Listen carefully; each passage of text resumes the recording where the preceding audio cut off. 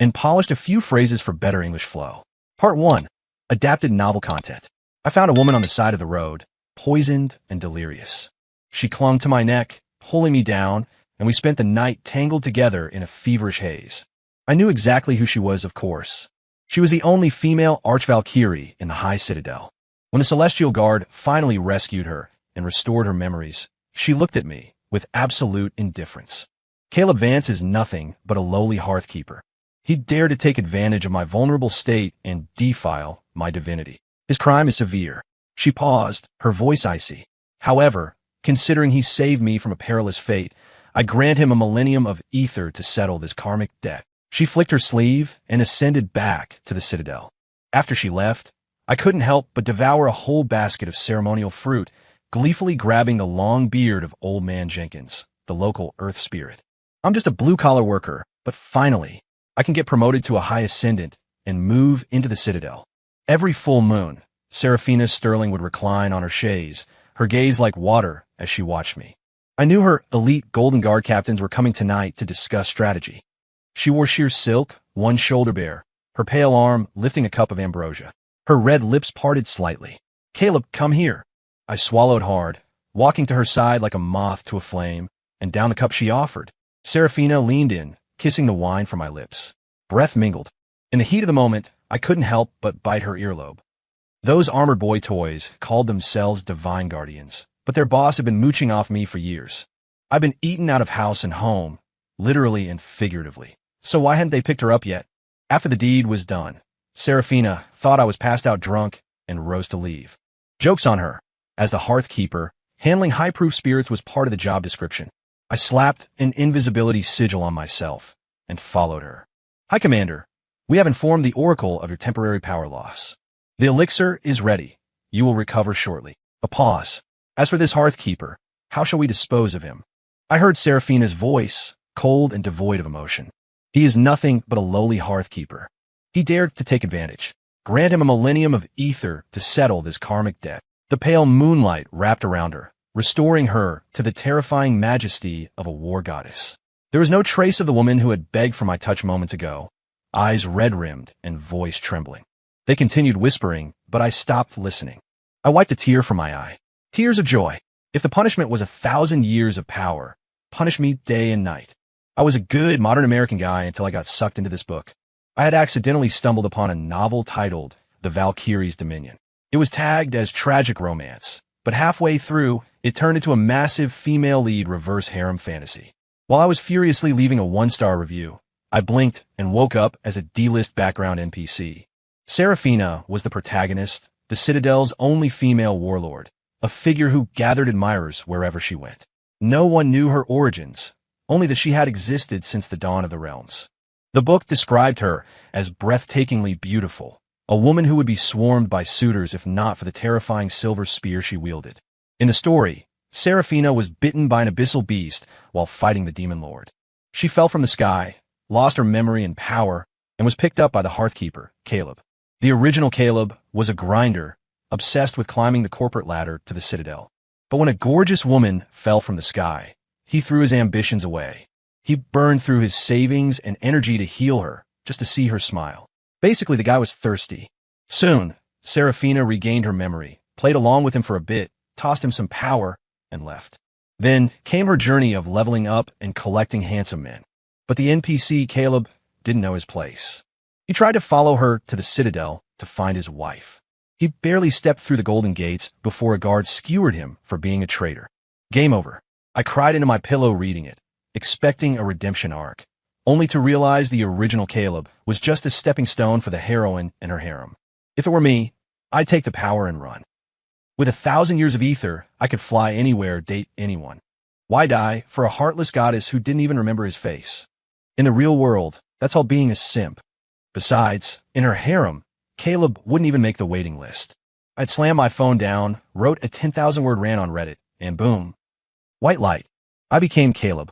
So, when the sky turned black and lightning tore through the clouds, I was hiding in the local shrine, gossiping with Old Man Jenkins and eating his tribute fruit without a shred of guilt. The next second, a body crashed through the roof and landed in front of me. Jenkins, having seen everything, brushed the dust off the person's face, yelled, "It's the war goddess," and vanished into the ground, shouting that she started it. Fate really wanted us to meet. I looked closely at the figure in the rubble. The book's description was too modest. Loose dark hair, trembling lashes, bitten lip, and bruises blooming on her skin. Audacious goddess, messing with my zen. I pinched my thigh hard, threw her over my shoulder, and muttered, "Career first. Focus on the career." Seraphina's lashes fluttered. She opened her eyes. I shoved my face into her view, grinning like a used car salesman. "Miss, you're awake. I saved you. Where is this? Who am I?" She blinked, looking around my cabin. "This is my house. I found you injured nearby. I'm the Hearthkeeper, Caleb. I saved you. It cost me 90% of my power." Seraphina nodded. She was probably still groggy. I repeated that I was her savior several times, but she didn't react. I coughed loudly. If you hadn't woken up, I might have had to use the last of my essence. I hadn't, of course. I used maybe a century's worth. The rest I scammed off Old Man Jenkins. But I had to sell the narrative. Seraphina swayed, her eyes widening as she grabbed my hands. "Really? How can I repay you? I have no home, no money. I only have this body." Cough, cough. I choked on my own spit. Typical reverse harem protagonist. The repayment trope was right on schedule. Only this body can do work. Laundry, cooking, I can do it all, she finished. I rubbed my nose, embarrassed. My bad. Amnesiac Seraphina was innocent and kind. I wasn't a total scumbag. I just hoped that after I healed her, she'd remember my dedication and tip me extra ether. We lived in a cabin for a while. I thought the plot would follow the book, but one night, Seraphina climbed into my bed. She peeled back the covers, her hair cascading like a waterfall, and wrapped her arms around my neck. The next second, she was kissing me fiercely. My 2 lifetimes of bachelorhood ended right there. But as I shivered, I thought, "Hi, Commander, if you get your memory back, please remember you forced me. I didn't harass you. Initially, I just wanted to nurse her back to health. But one thing led to another. Even without her power, her divine scent attracted every monster within 10 miles. They all wanted a bite of the goddess. Poor amnesiac Seraphina was a total damsel. She'd giggle and pull a monster's whiskers instead of running. As a low-level hearthkeeper, I spent my days screaming internally while dragging her out of monsters' jaws. I wouldn't admit I was too weak to fight them. Every time, she'd curl in my arms, eyes full of adoration, sobbing, "Thank you, Lord Caleb," until one escape. A greater beast poisoned her with a potent aphrodisiac. Normally, a god could resist it, but the beast had forced gallons of the stuff down her throat. When I found her, she was delirious, eyes red, grabbing my hand and pressing it to her stomach. "Lord Caleb, it hurts. Rub it." Her voice trembled. I swallowed hard, my face burning. Career first. Career first. I pulled my hand away and buried my head in the stove, ignoring her cries of, "I need you, I need you." Good Lord, I was a law-abiding citizen. If Seraphina regained her memories and found out I took advantage of her vulnerable state to ruin her purity, she'd probably hang my corpse from the Golden Gates. I flinched at the thought, but she was already barefoot, stumbling toward me. If I didn't help her, the energy buildup would kill her. I gritted my teeth. Fortune favors the bold. If my sugar mommy died, I'd get nothing. I materialized in front of her, and she immediately sealed my mouth with hers. We spent the night entangled, her wet whispers of "Caleb, Caleb," filling my ears. Ever since that night, it was like a switch flipped. Having tasted the forbidden fruit, she couldn't get enough. She would blink those big eyes, mimicking that night, whining softly about a stomach ache and asking for a rub. I kept my eyes on the floor, chanting career first under my breath. It wasn't that I couldn't perform. I just couldn't afford the consequences. Who knew an aphrodisiac would unlock her reverse harem protagonist appetites early? One night, she poured several jugs of strong liquor down my throat and crawled in my bed, straddling me, insisting she needed to take care of me. Indeed, in a reverse harem novel, care meant something very specific. I sighed. Honestly, the original Caleb was just an NPC. Compared to the muscle-bound golden guards or the handsome fox spirits of the Citadel, I was nothing. I was just a convenient tool, a momentary distraction for the supreme war goddess. Thinking this, I stopped resisting and flipped her over. I needed to have the self-awareness of a tool. Maybe she'd tip me well later. Of course, her stamina was ridiculous, but we fell into a rhythm that felt like a real marriage. During the day, I'd visit villagers, exorcising minor bad luck for snacks. Seraphina hated being apart from me. She'd pout and drag on my arm. She loved playing the mortal wife, walking hand in hand through the market, leaning on my shoulder begging for a wooden charm, even leaving a hickey on my neck regardless of the stairs. The neighborhood gossips pointed fingers, but old man Jenkins just laughed, calling me the warlord's husband, saying he didn't need repair money for his shrine, just a wedding red envelope. I told him the truth. When she gets her memory back, I'm skipping town. So, the morning she stared at me with ice-cold eyes, and through the wooden charm on the floor, I knew. She was the war goddess again. During the day, she recoiled from my touch. At night, she rolled herself into a burrito and banished me to the guest room, warning me to watch my limbs. I had a moment of delusion. Could we stay in this village? But her glare told me that saying my name was like gargling sewage to her. Phoenix, heartless woman, once I get my power, I'll travel the world. There are plenty of fish in the sea. Sadly, her power hadn't fully returned, likely fearing the demon lord's detection, so we were stuck together. She occasionally had to sleep with me to stabilize her energy. She'd lie there, body trembling with pleasure, but face like stone, acting like she was enduring torture. Lady, just knock me out if you hate it so much. When she finally left one night, I followed. The next morning, she was gone. I walked out to find her decked in celestial armor, surrounded by the Golden Legion. The soldiers knelt, shouting, "Welcome back, High Commander!" The sheer pressure of their aura forced me to my knees. I clutched the wooden charm, tried to retreat to the cabin, but she saw me. She waved a hand, dragging me forward. The pressure crushed my chest. Was she trying to kill me? Scumbag, we had 100 days of marriage, and you can't spare my life? I slammed my forehead into the dirt. Welcome, High Commander. I didn't dare look up. Caleb, you, a mere hearthkeeper, dared to defile me. But considering you saved my life, I grant you a millennium of ether to end this karmic debt. I wept with joy, wiping my eyes, suppressing the weird ache in my heart. Thank you for sparing my life. I promise to avoid you forever. I won't dirty your eyes. Silence. I looked up, grinning like an idiot. She huffed, tapped my forehead, and a massive surge of power, infused with her scent, flooded me. It was too much. I passed out. Vaguely, I saw her fly away without looking back. The wooden charm lay in the dirt before my eyes. Like me, it was trash compared to the divine. I was stupid to catch feelings. Dr. Vance, do you think my wife can conceive? A gargoyle spirit and his fox shifter wife looked at me anxiously. I stroked my fake beard, checking her pulse. Difficult. Very difficult. The gargoyle slid a gold bar across the table. I squinted. I've never seen a case like this. Another gold bar. However, since you came to me, I will do my absolute best. I swept the gold into my pocket and handed them a black pill. It was just a condensed vitamin ball with a drop of ether, but it worked wonders. It had been 100 years since Seraphina left. With my new power, I ascended to the Citadel, but kept a low profile as a freelance immortal. I visited the Moon Palace to check out the scenery, sneaked into the Demon Realm for booze, and opened an infertility clinic on the border of the realms. The black pill business was booming. The border was chaotic, but the lowlives were friendly. I was biting a gold ingot to test its purity when the snake spirit next door leaned over. Dr. Vance, did you hear? The war goddess killed the demon lord a few days ago. They say she was injured for years, but came back for revenge. Now the demon realm has surrendered, and all the incubi are begging to join her harem. I pocketed the gold. The plot was moving fast. She'd conquered the world and was now building her harem. Depressing. I tossed the snake spirit back into his shop and lounged in my chair. Doctor, consult. Not open. I'm rich. I make my own hours. I can pay 3 boxes of gold. I scrambled up. Who hates money?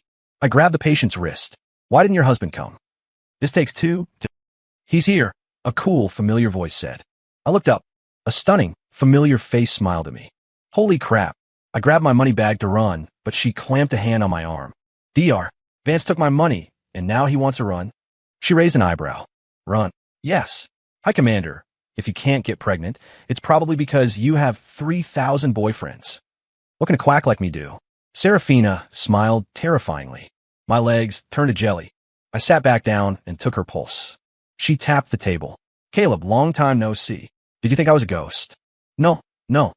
Just so happy to see you. I forgot my manners. I wiped sweat from my forehead. Her eyes scanned me like I was a piece of meat. After a moment, she asked, "What is the diagnosis?" What was I supposed to say? As my brain scrambled for a lie, Seraphina reached out and slowly caressed my cheek. I squeezed my eyes shut. 100 years ago, I had a husband. Unfortunately, he was a liar, she whispered. As for why I haven't conceived, perhaps it is his fault. Why don't we go to doctor? Vance is home for a thorough examination. Excuse me? Insult me all you want, but don't insult my swimmers. I press my lips together. Fine, rank has its privileges. I clutch my money bag, plotting my escape. Snap! She clicked her fingers. Golden guards appeared, grabbed me, and bam, we were back in the old cabin. I stared. The place was spotless. The peach tree was blooming, but inside the tension was thick. Serafina sprawled on the bed. Caleb, water, and sweep the floor. I see dust. I'm hungry. Cook something. I thought we settled the debt. Why are you haunting me? Surely she wasn't recruiting me for the harem. I held a broom in one hand and tea in the other, furious but physically outmatched. I slammed a bowl of terrifying black porridge in front of her. Commander, my cooking sucks. You should go back to the Citadel and let your demon boy toys feed you grapes. She chuckled, picked up the bowl, and downed the toxic sludge without blinking. She wiped her mouth on my sleeve. This porridge has upset my stomach. I'll have to stay the night so the doctor can monitor me. What? I widened my eyes. Attempting to poison a war god. She smirked. No problem. Stay as long as you like. I bakpedalid fast. She nodded and stripped off her outer robe, rolling into my bed. I reached out, then pulled back. That's my bed. She probably forgot which room was which. I turned to leave for the guest room. Dr. Vance's porridge was potent. My stomach hurts. Me? Stay here tonight. Lady, please. Kill me if you want, but don't torture me. I grabbed a blanket and huddled in the corner. Silence fell, but I felt eyes on me. I opened mine. She was watching. I closed them. She was still watching. I will endure. Stomach hurts. Come rub it. PTSD kicked in. But she was the war goddess now. I shuffled over and gingerly touched her stomach. The next second, she pinned me to the mattress. I lay like a log. She hugged me from behind, hot breath on my ear. Is the harem not enough? Her arm tightened around my waist. It felt familiar. My eyelids grew heavy. Before I drifted off, I felt her bite my earlobe, kissing down my neck, murmuring, Caleb, I made you wait. The next morning, sunlight hit my face. I woke up to find Serafina propped on her elbow, grinning. Awake. I bolted upright. Had you been watching me sleep? She slid her hand in my shirt, drifting down my chest. Caleb, come back to the Citadel. Be my husband. I panicked and grabbed her hand before it went south. What? She paused. Come back. There's a government vacancy. Pays well. Pays well. My ears perked up. She suppressed a smile. Very domestic of you. The weaver's red strings are tangled. We need to attempt to untie them. Great benefits. Much safer than being a quack doctor. I looked at her suspiciously. Why me? Maybe because she almost killed me when she recovered her memories? She continued. Besides, I ate your porridge. I need to keep you close in case I die. That sounded like her. She just wanted to mess with me. But the money. Being a freelancer was unstable. And having a goddess owe you favors was good leverage. Tie this string to your wrist. That's lesson 1. The weaver, an old man with a moon-shaped face, handed me a red cord. I tied it and knotted it tight. A red light flashed and the knot vanished. Did I pass probation? I asked, waving my wrist. The weaver burst into tears, hugging me. Finally someone tied it. Boo-hoo. It was just a knot. He shoved a box of jewels into my hands. Congratulations. Bonus. Signing bonus. I opened the box. Gold, gems. Score. Serafina had dumped me here immediately. The weaver looked at me with pity, but kept me on. It was good to have connections. I spent my days untangling fate threads. High salary, easy work. One day, I walked out of the weaver's palace and saw Serafina waiting, smiling. I prepared to bow to my sugar mommy, but she hugged me tight. Hey, not in public. One of your harem members might stab me. I pushed her away. The junior clerks were whispering. She scattered rose petals with a wave and teleported us to the war god's palace. The guards knelt. Congratulations on the wedding. You got married? I asked. She just smiled. Maids rushed out. Congratulations, master. The feast is ready. I pointed at myself. She took my arm. Husband, let's go in. I clutched my robes. I'm not your husband. The maids giggled. Master, change into the robes. The High Commander's red string sat at the weaver's for 1,000 years. No one dared touch it. You tied it yourself. It can't be removed. I rolled my eyes back, nearly fainting. I was an upstanding, law-abiding citizen. How did I get scammed into marriage? They forced me into red wedding robes. You, get Serafina. I yelled. She walked in, wearing matching red. Husband, don't rush. We'll drink the wine soon. She looked soft, radiant, almost domesticated. If we were alone, she'd probably be cuddling me. Honey trap. I shouted. You tricked me. You lured me here to tie your red string. Serafina shook her head, walking slowly toward me. Husband, how can you say that? You tied the string yourself. Did you not eagerly seek to marry me? Slander. Gaslighting. When did I ever actively seek to marry her? No wonder the weaver and those little cherubs looked at me with such meaningful grins. It was my own greed for money that sold me out. Serafina stepped forward, wrapping her arms around my waist. She blew gently into my ear, then stood on tiptoes to nibble at my neck. The maids covered their blushing faces and scampered out. Look at this loose behavior. Who knew how many handsome men in this palace she'd married before?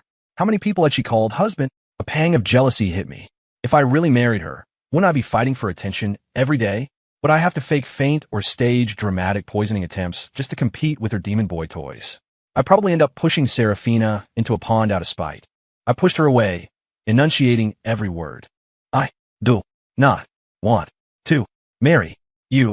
The moment the words left my mouth, her eyelashes fluttered. Her face went pale, contorted as if in immense pain. She gripped my wrist, revealing the glowing red string. Do you know, this string cannot be removed once worn? We must marry. There was a tremor of tears in her voice. I gritted my teeth, turning my head away, refusing to look at her. Suddenly, a gale-force wind erupted around her. Outside, thunder roared and lightning cracked. The peaceful sky of the citadel turned pitch black. Serafina reached out, pinching my jaw, forcing me to look at her. I stared into her scarlet eyes. I was terrified, but I stubbornly shot back. But I don't want to. Serafina squeezed her eyes shut. A single tear rolled down her cheek.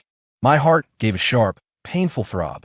I wanted to say something else, but in the next second, she couldn't hold it back anymore. She coughed up a mouthful of blood and collapsed to the floor. I caught her. Her red wedding robe was already soaked in blood. The color had hidden it until now. This wasn't a pity ploy. She leaned close to my ear, whispering deliriously, No, no, you have to marry me. Maids were rushing in from outside, but Serafina gripped my hand in a death lock, refusing to let go until she lost consciousness. I leaned against the pillar outside the chamber. Divine healers and maids rushed in and out. From their whispers, I gathered she had been critically injured for a long time. But if she was injured, why go to the border to find me? Why force a marriage when she could barely stand? And how could the invincible war goddess be hurt this badly? A healer stepped out. I grabbed his sleeve. How did the High Commander get hurt?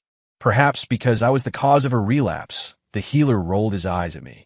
Consort, the commander has been fighting the Demon Lord for 100 years. She took countless injuries. She killed the Demon Lord recently, but was gravely wounded. She barely managed to get out of bed before running off to the border to find you. Do you think she had time to heal? The healer's voice was full of resentment. He looked ready to bite me. I swallowed. Didn't she have time to recruit a harem of demon lovers? The healer turned purple with rage. His beard practically flew up. Rumors. Filthy rumors. Our commander is chaste. There hasn't been a man in this palace for centuries aside from old staffers. She ignores everyone. You reject a woman like her? You need your eyes checked. I laughed awkwardly. I had misunderstood her. My heart was pounding against my ribs. A strange joy was trying to break through the guilt. But if she sought me out despite her injuries, why was she so cold the day she regained her memories? I decided to ask. We needed to clear the air. I sat by the bed, watching her sleep. Without the makeup, she looked pale and fragile, brows furrowed in a nightmare. I reached out to smooth her forehead. What are you thinking, Sarah? If you like me, why be so cold? If you don't, why risk your life to find me? Did she really spend 100 years cleaning that cabin I never returned to? I traced her eyes, her nose, her lips. Suddenly, she caught my finger in her mouth. She swirled her tongue around it. My face instantly boiled. I tried to pull back, but she grabbed my wrist. So, have you learned how to be a husband yet? I felt wronged. You were pretending to be asleep. You lied to me again. Serafina didn't get angry. She laughed softly, pulled me down, and wrapped herself around me like an octopus, resting her head on my shoulder. Husband, if you have grievances, I can explain. She reached under her pillow and pulled something out. It was the wooden charm I had thrown away in the dirt a century ago. You like me? My nose stung. I decided you were my husband back in that cabin. I took the charm. Then, what about the Golden Guards? The demon boys? She looked genuinely amused. She bit my neck, voice husky. Never. Otherwise, why would I visit an infertility clinic? I blushed furiously and covered her mouth. Don't talk about that. It was fine when we did it, but saying it out loud makes me want to move to another dimension. I looked into her eyes, which seemed to hold the stars. Then why? Why were you so cold when you got a memory back? You almost killed me with that pressure. Serafina was silent for a few seconds. She cupped my face and kissed my cheek. Do you believe me? I nodded. That day, I regained my power, but the demon lord, who had been hunting me, would have sensed it immediately. If they knew you were my weakness, you would have been a target. I couldn't protect you 24/7. I had to pretend to be heartless. I gave you the ether to protect you, intending to come back once the demon lord was dead. I nodded. That made sense. But what if the ether wasn't enough? What if I was in danger? She played with my hair. My essence is inside you. It acts as a live feed. A live feed. Hum. Eating, sleeping, showering. I saw it all. I forced a polite smile. So she installed a spy cam in my soul. 0 privacy rights. Seeing my silence, she grinned sheepishly. Husband, we're an old married couple. It's normal, right? I nodded slowly. Since she was powerful enough to have a psychic surveillance system, why the rush to marry? Why the dramatic role play? She seemed to read my mind. She pouted, snuggling into my chest. Dr. Vance, I haven't been pregnant in so long. I brought my husband. It must be his fault. You can't take the fee and not do the work. The next second, she tackled me onto the mattress. Epilogue: I am Serafina Sterling, High Commander of the Citadel. Before I met Caleb, my only purpose was protecting the realms. I never thought I'd marry. That day, I fell from the sky and was saved by a lowly hearthkeeper. When I regained my memories, I realized I had lost my purity to him. We had lived as man and wife. I was furious, but without my full power, I had to hide from the demon lord. I kicked him out of bed, but watching the light fade from his eyes hurt my heart. I couldn't love a mere spirit, could I? He had no status, no power. I could crush him with a pinky. But my eyes kept following him. Chopping wood, cooking, bringing me water. A thought took root. Maybe staying like this isn't so bad. When my legion found me, I had to make a choice. I threw away the charm to push him away. I spoke cruel words to save him. I wanted both my duty and my love. But at that moment, I had to sacrifice Caleb's feelings to save his life. I gave him a millennium of my own essence. My lieutenants argued against it, warning I wouldn't be strong enough to fight the demon lord. But I'd already broken his heart. I couldn't let him be defenseless. I needed to watch over him, always. Later, I went back for the charm. I paid Old Man Jenkins to maintain the cabin. I fought the demon war for 100 years. I won, but at a great cost. Broken and bleeding, I didn't care. I just wanted to find my cheap husband. To trick him into coming to the Citadel, I pretended to be drunk and raided the Weaver's palace, tangling all the red strings into a mess. I threatened the old man. Caleb had to be the one to untie my string, and he had to tie it to himself. I lured that money-grubbing ghost to our wedding with a few boxes of jewels. As for the future, he has to take responsibility. New goal: a basket full of baby hearthkeepers. Story complete.